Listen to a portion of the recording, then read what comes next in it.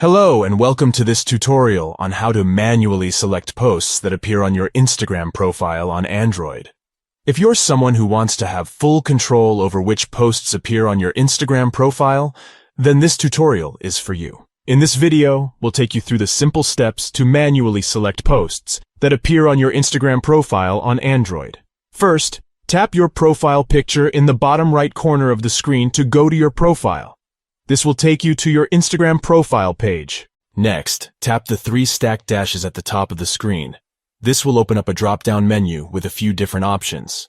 From here, select Settings.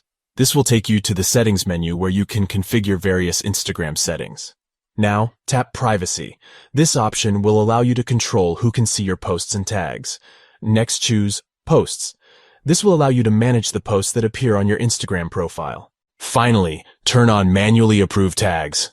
This option will allow you to manually approve any tags that are added to your posts before they appear on your Instagram profile. And that's it. You've successfully learned how to manually select posts that appear on your Instagram profile on Android. With this setting enabled, you'll be able to have full control over which posts appear on your Instagram profile.